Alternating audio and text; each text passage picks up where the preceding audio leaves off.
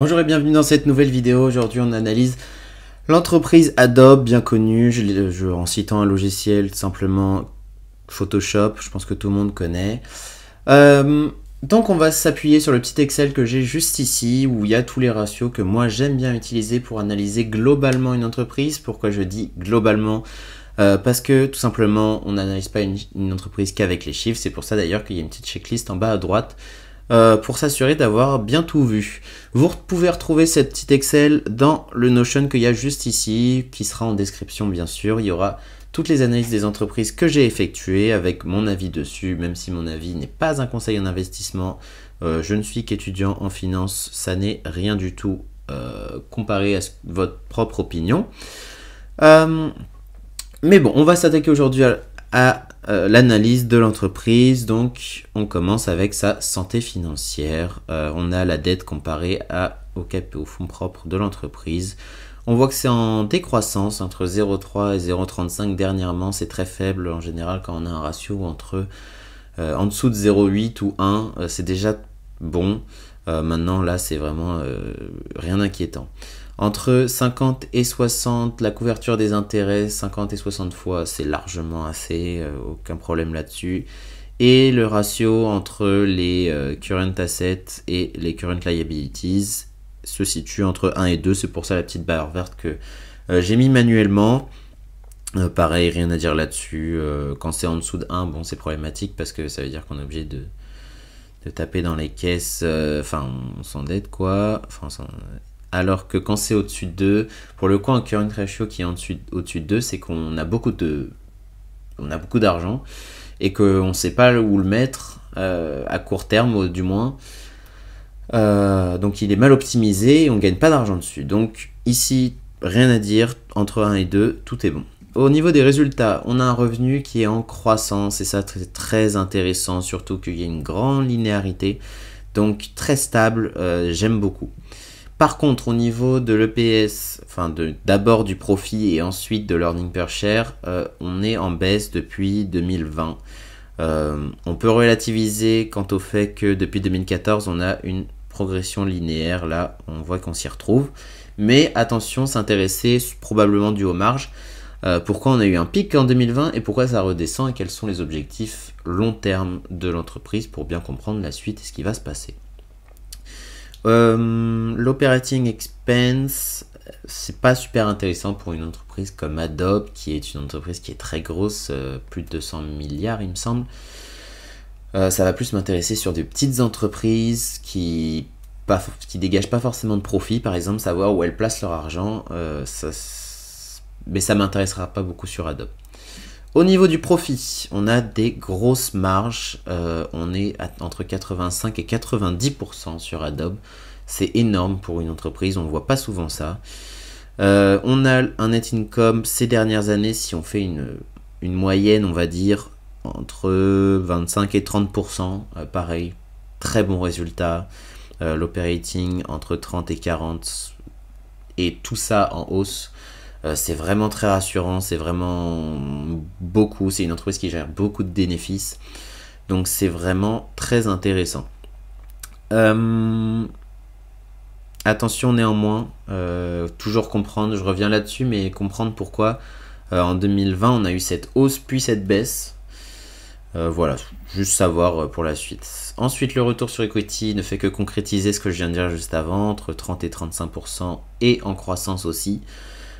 J'ai mis une petite barre à 15% là, vous voyez, qui est un point de référence. Savoir qu'une entreprise est à 15% de rentabilité par an sur ses capitaux propres, c'est un ratio qui m'intéresse.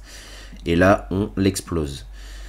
Par contre, ça se retrouve aussi dans le prix. C'est une entreprise qui a de la croissance, qui a du profit, qui est stable. Rien à dire là-dessus.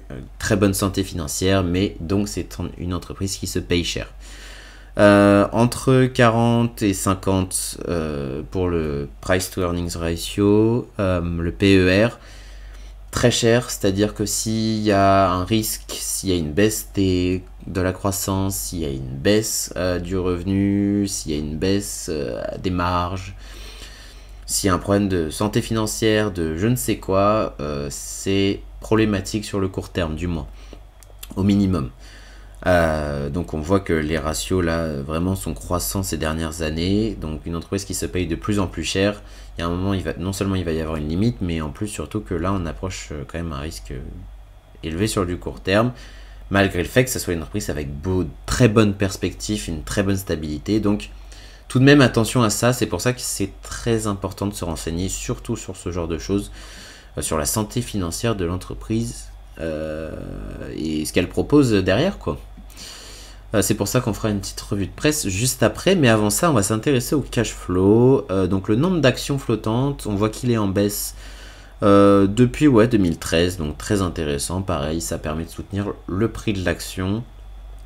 Au niveau de l'allocation du capital entre le financement et l'investissement, on voit qu'il y a des gros cash flow d'investissement en 2018 et en 2021, sûrement dû à des acquisitions. J'ai pas assez d'expérience sur Adobe pour vous dire lesquelles, mais ça a l'air de s'être passé comme ça. Autrement, c'est du financement. On voit qu'il y a du rachat d'actions, donc certainement lié à ça. Je vois qu'il y a des dividendes juste à droite en 2018 et en 2020, certainement lié à ça aussi. Stock-based compensation, donc la rémunération des employés avec des parts de l'entreprise qui ont une légère augmentation, mais ça n'a pas l'air important par rapport à ce que l'entreprise rachète de ses propres actions. Donc un équilibre qui est largement en faveur des actionnaires, ça, il n'y a pas de souci. On va s'intéresser maintenant au cours de l'entreprise actuelle, parce que là on était sur le rapport annuel de 2022, donc des chiffres qui ne sont pas actualisés, c'était vraiment pour avoir un point de vue global. On est retourné à un PER de 54, donc très élevé. PER de 54 très élevé. En général, la moyenne du S&P, bon, c'est pas une entreprise dans la moyenne, clairement, c'est une entreprise qui est très intéressante, donc ça se comprend qu'elle se paye aussi cher, mais en moyenne, on est à quand même autour de 20 plutôt. Donc oui, faire attention avec ce genre de choses quand même. On a eu une baisse, même s'il y a eu la récession, de 60%. Pour une entreprise aussi stable et aussi prometteuse, il y a quelque chose qui a quand même dysfonctionné. Maintenant, il faut savoir pourquoi. Même si ça a remonté dernièrement, quel est l'impact que ça a eu? Est-ce qu'il y a des restes? Quelles sont les perspectives pour l'avenir? Est-ce que ça a endommagé l'entreprise? Donc il faut se renseigner là-dessus. C'est pour ça que j'utilise The Motley Fool, un média que j'aime beaucoup malgré le fait qu'ils donnent beaucoup leur avis. C'est pas forcément une bonne chose, même si on est toujours content quand il y a un analyste qui nous dit que ça va monter, mais c'est pas forcément super pertinent, surtout quand on se fait ses propres analyses. Par contre, ce que j'aime beaucoup chez eux, c'est qu'ils se basent vraiment sur des choses factuelles, ils sont très réguliers, beaucoup d'articles. Donc c'est vraiment ça qui est intéressant et qu'il faut retenir. D'ailleurs, dans les key points qu'on a juste au début de l'article, on a exactement ce qu'il faut. Après, on peut s'y intéresser, il y a d'autres détails évidemment, mais là on a ce qu'il faut pour savoir ce qui s'est mal déroulé, la cause des moins 60%. Donc on a eu un achat de Figma pour 20 milliards la semaine dernière, donc c'était en septembre 2022, sûrement par là, voilà, donc en plein milieu. Donc 20 milliards, ça a été apparemment trop cher, Wall Street is not happy. 1/7 de la capitalisation d'Adobe, 20 fois les revenus de Figma. Effectivement, ça semble cher. Ça semble, je dis ça semble parce que si Figma, je dis n'importe quoi, hein, je ne connais pas les résultats de Figma, mais si Figma augmente à 200% ses revenus par an, ça n'est pas cher. Mais je ne connais pas les résultats de Figma, c'est pour ça que c'est intéressant il faut s'y intéresser tout simplement. Bref, tout ça pour dire que Wall Street n'a pas apprécié, c'est pour ça qu'il faut s'intéresser et savoir si ça a endommagé l'action, comment ils l'ont payé, est-ce qu'ils ont dilué le capital, est-ce qu'ils se sont endettés, très important pour la suite. Mais ça nous permet en tout cas de comprendre pourquoi il y a eu cette baisse. On s'est remonté depuis, je suppose que ça s'est ingéré.